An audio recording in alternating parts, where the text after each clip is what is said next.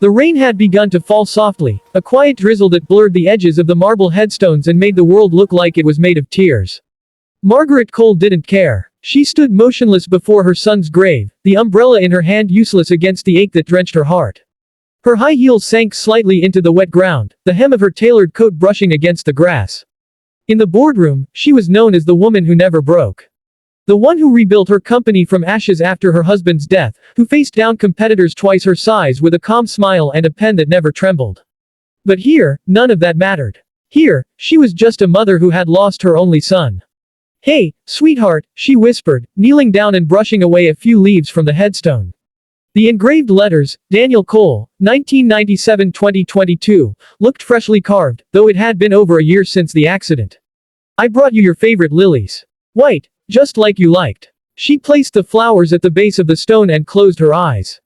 The silence of the cemetery pressed against her chest like a weight. She had come every Sunday, without fail. It was her ritual, a moment to breathe, to let herself fall apart where no one could see. But that morning, something was different. From across the rows of graves, she heard the faint sound of crying.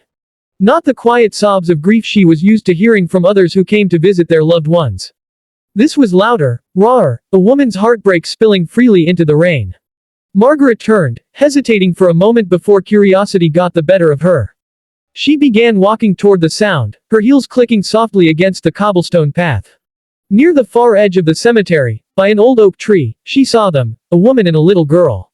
The woman had long dark hair clinging to her face, her clothes soaked, her arms wrapped around a small bouquet of wildflowers.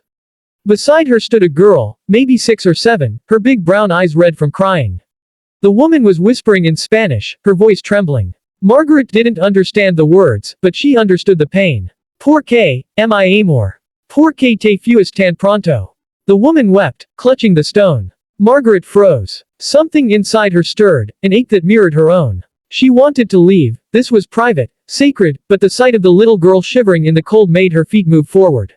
"Are you all right?" Margaret asked gently, her voice soft. The woman turned, startled. Her face was young, maybe early 30s, streaked with tears.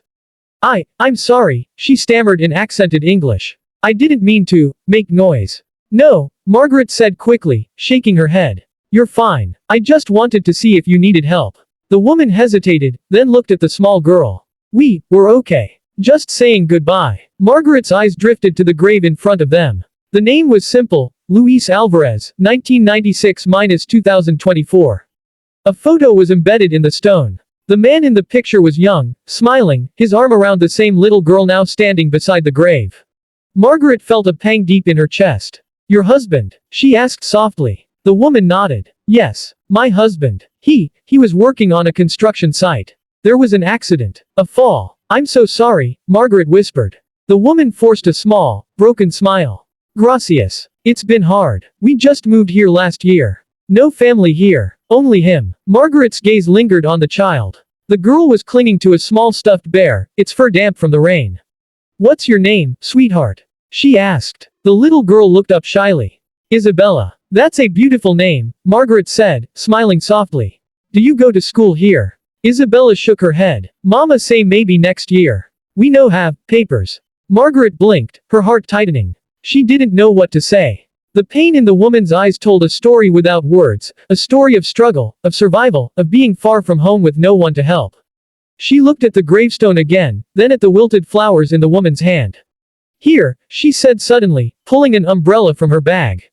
"Take this. You're soaked." The woman's eyes widened. "No, please. You need it." "I'm fine," Margaret insisted, pressing the handle into her hand. "Please. Keep it." The woman hesitated, then took it with trembling fingers. "Thank you," she whispered. For some reason, Margaret didn't walk away. Something about the woman and the child tugged at her heart, something that reminded her of the boy she used to hold by the hand. The boy who used to make her laugh no matter how stressful her day had been. "Do you live nearby?" she asked gently. The woman nodded. "Small apartment. Just one room. We try." She looked away, embarrassed. Margaret hesitated. "Do you have food? Somewhere warm to go?" The woman smiled faintly. "We have little. I clean houses. Some days work, some days no." It was then that the little girl sneezed softly, her tiny body trembling. Without thinking, Margaret took off her coat and draped it over the child's shoulders. The woman's eyes filled with tears. Please, no, that's too much. It's nothing, Margaret said, her voice catching. She reminds me of my son when he was small. He used to get sick if he stayed out in the rain too long. The woman nodded silently, holding her daughter close. For a long moment, they stood there, three souls bound by grief and rain and quiet understanding. Then, as if fate demanded more from that meeting, Margaret said softly, "Would you, let me give you a ride home? It's not safe to walk in this weather." The woman hesitated, then finally nodded. "Thank you, Senora." Inside the car, Isabella sat quietly, clutching the stuffed bear while Margaret turned the heater up. The woman, her name was Elena, she explained, gave directions in halting English. Margaret listened, her eyes flicking between the road and the child in the mirror. She had spent years building walls to keep her emotions locked away.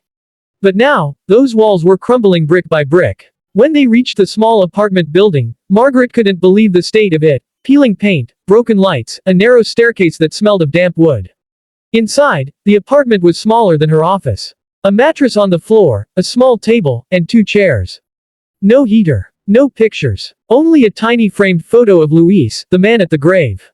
Margaret's heart twisted. "How long have you lived here?" she asked softly. "Since Luis, since he died," Elena said. "We had no money to move." Margaret looked around, feeling something deep inside her shift. She had money, more than enough to never worry again. But what good was it doing, sitting in banks, when people like this were struggling to survive? "Do you have anyone to help?" she asked. Elena shook her head. "No family. My visa expired. I can't find good work. But I try for my daughter." Margaret swallowed hard. "You're very brave." Elena smiled sadly. "No, just a mother." The words hit Margaret like a wave. Just a mother. That night, Margaret couldn't sleep. She sat in her penthouse, staring at the city lights, hearing Elena's words echo in her mind. Her son had been kind, generous. He used to volunteer at shelters, help kids with homework, bring food to the homeless. He had once told her, "Mom, if we can help someone, we should." Always. She hadn't thought about that in months. The next morning, Margaret called her assistant. "Find out where I can hire a cleaning crew near the east side," she said. "And get me the address of the Alvarez residence. I want to send them supplies, groceries, clothes, anything they might need." Her assistant hesitated. "Should I put it under your name?" Margaret paused. "No. Anonymously." For the next several weeks, packages arrived quietly at Elena's door: bags of groceries, warm clothes for Isabella, school supplies, even a heater. Elena cried every time she opened one, never knowing who sent them. Then one day, Margaret showed up again, this time without her business attire. Just jeans, a sweater, and a quiet smile. "I hope you don't mind," she said as Elena opened the door. "I wanted to see how you were doing." Elena's eyes filled with tears. You sent the things, didn't you?" Margaret hesitated, then nodded. "Yes. I wanted to help." Elena burst into tears. "You were like an angel. I don't know how to thank you." Margaret took her hands gently. "Just promise me you'll keep going. For Isabella. For Luis." From that day on, Margaret became part of their lives. She helped Elena find legal aid for her immigration papers, connected her to job opportunities through her company, and enrolled Isabella in a good local school. In return, Elena brought warmth into Margaret's cold, lonely life. She cooked her meals from scratch, simple, delicious Spanish dishes that filled the house with the smell of home. Isabella would sit by Margaret's piano, learning to play little melodies with her small hands. One afternoon, as they sat together, Isabella looked up and asked innocently, "Miss Margaret, do you have a son?" The question hit hard. Margaret nodded slowly. "I did. His name was Daniel." "Where is he?" Margaret smiled sadly. "He's in heaven." Isabella thought for a moment, then said softly, "Maybe he meet my papa there." Tears welled in Margaret's eyes. She reached out and hugged the little girl tightly. "Maybe he did, sweetheart. Maybe he did." Months passed. What began as an act of compassion had become something deeper, a bond that healed them all. One spring afternoon, Margaret took Elena and Isabella to the cemetery. The sun was shining this time, and the trees were full of blossoms. They brought flowers, 2 bouquets, one for Daniel, one for Luis. As they stood before the graves, Isabella placed her small bouquet beside Daniel's stone and whispered, "Thank you for sending your mom to us." Margaret's heart broke and mended all at once. Elena stood beside her, holding her hand. "You gave us back hope," she said quietly. "We thought we were alone." Margaret shook her head, tears streaming down her face. "No, Elena. You gave me something to live for again." The three of them stood there for a long time, the breeze whispering through the trees.